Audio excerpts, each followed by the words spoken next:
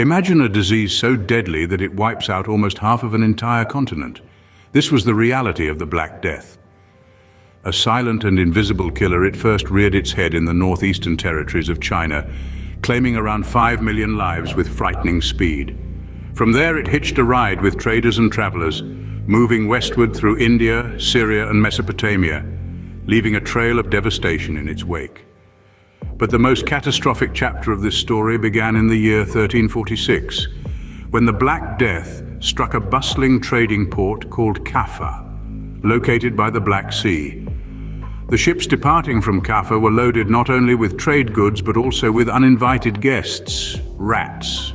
These rats were the carriers of fleas, and these fleas in turn were the carriers of Yersinia pestis, the bacterium responsible for the bubonic plague. In October of 1347, 12 such ships docked at Messina in Sicily. Their hulls were brimming with dead and dying sailors, the first victims of an impending doom. By the time the harbor authorities realized the horrific cargo these ships had brought, it was too late. The Black Death had already set foot on European soil. Over the next 5 years, the Black Death swept across Europe like a wildfire, sparing no one in its path. It didn't distinguish between the rich and the poor, the young and the old, the saint and the sinner. Almost half of Europe's population succumbed to the disease, making it one of the deadliest pandemics in human history. The Black Death was more than just a health crisis. It was a social and economic catastrophe that shook the very foundations of medieval Europe. It changed the course of history, paving the way for significant transformations in various aspects of life, including social structures, religious beliefs, and economic systems. The Black Death was a catastrophic event, ending the lives of millions and changing the course of history. A pandemic so deadly it claimed more lives than World War I. This was the 1918 flu.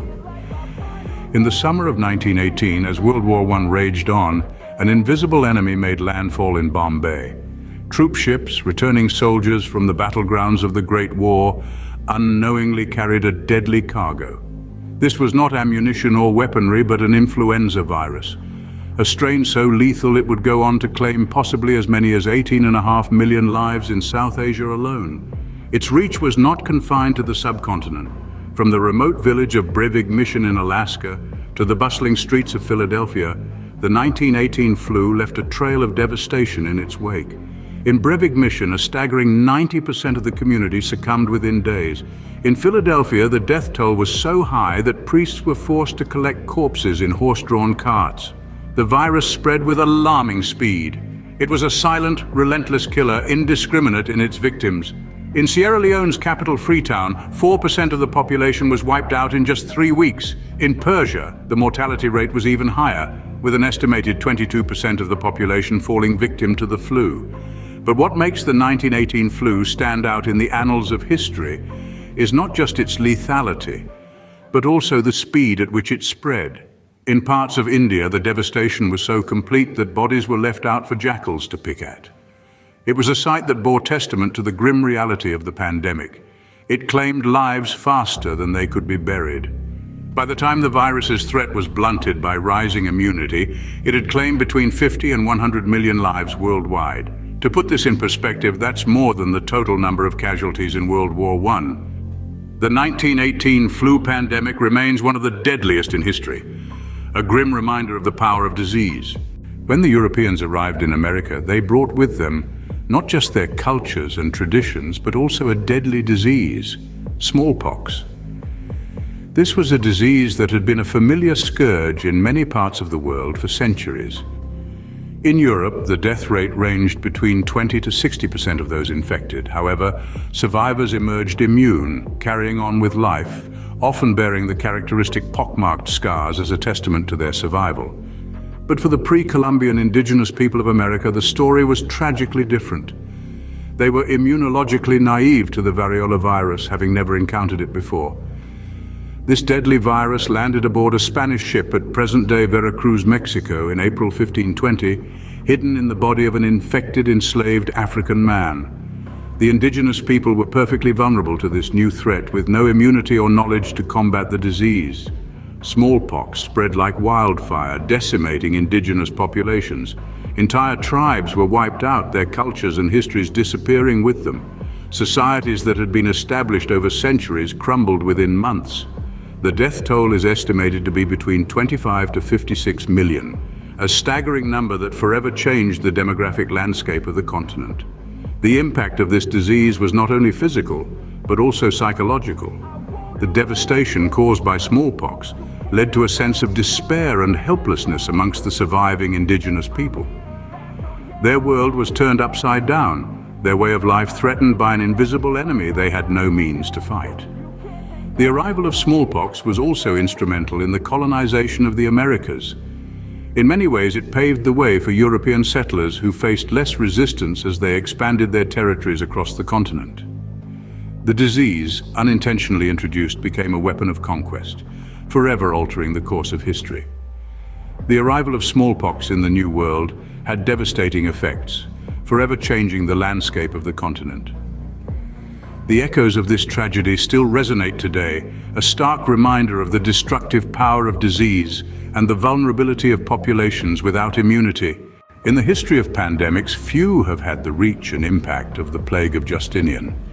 This devastating disease, now confirmed to be bubonic plague, made its gruesome arrival to Constantinople, the capital of the late Roman or Byzantine Empire, in the year 541. Swift and relentless, it rampaged through the city, claiming the lives of up to 10,000 people each day. The once bustling public spaces were now littered with corpses, while indoors, bodies were stacked like produce, a grim testament to the ferocity of the plague. But the plague of Justinian did not limit its deadly grasp to Constantinople. Its reach was far and wide, extending across continents and affecting regions far removed from the Byzantine Empire. Roman Egypt, the Mediterranean, Northern Europe, even the Arabian Peninsula all fell under its shadow.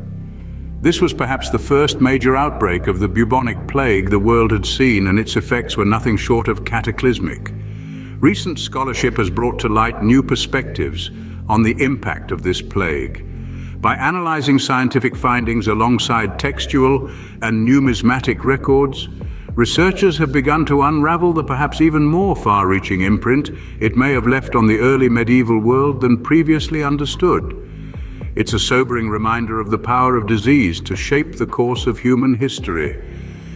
The plague of Justinian claimed the lives of an estimated 30 to 50 million people, a death toll unimaginable in its scale. The world of the 6th century was forever changed, its societies and cultures shaped by the profound losses they suffered and the collective trauma they endured. The plague of Justinian was an event of unprecedented scale, leaving a lasting mark on human history. It serves as a stark reminder of the power of pandemics and the profound ways in which they can shape the course of human history. No pandemic has been as long-lasting and widespread as HIV/AIDS. This devastating disease first made its presence known to the world in the Democratic Republic of the Congo, where it likely crossed over from chimpanzees to humans around the 1920s. This transmission occurred through blood contact, most probably during hunting practices. For decades, it spread unnoticed by the global medical community until the early 1980s. That's when a puzzling pair of illnesses, a virulent pneumonia and a rare cancer called Kaposi's sarcoma, began appearing among gay men in the United States. By the end of 1981, there were 270 reported cases of these mysterious illnesses, and 121 of those afflicted had already died.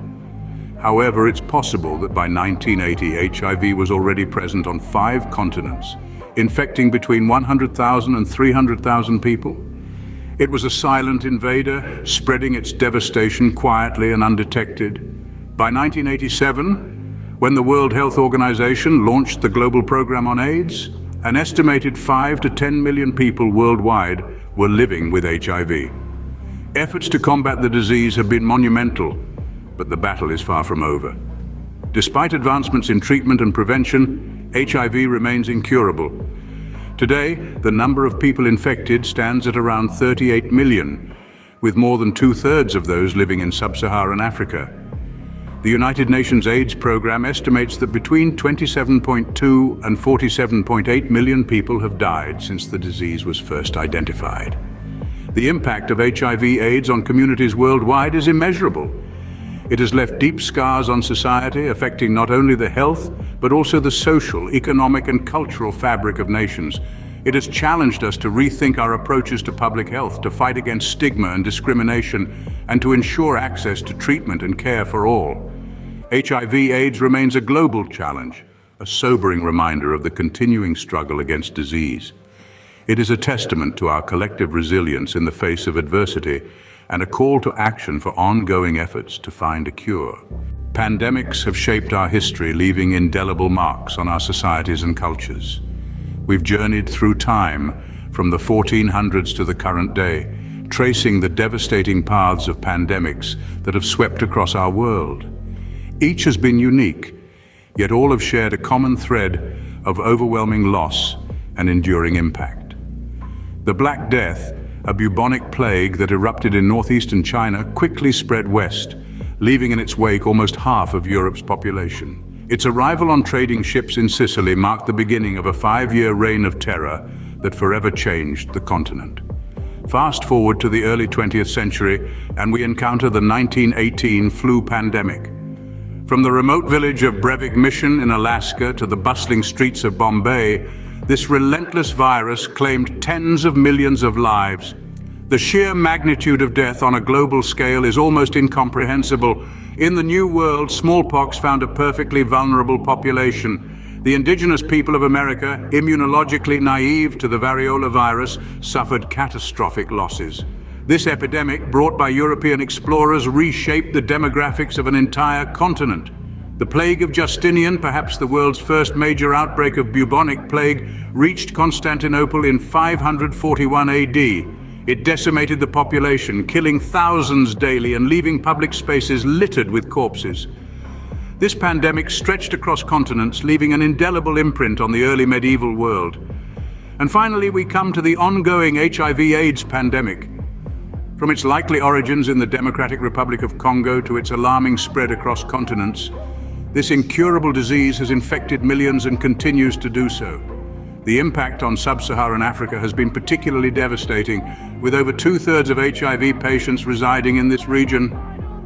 While we cannot change the past, we can learn from it, using the knowledge gained to better prepare for and respond to future pandemics.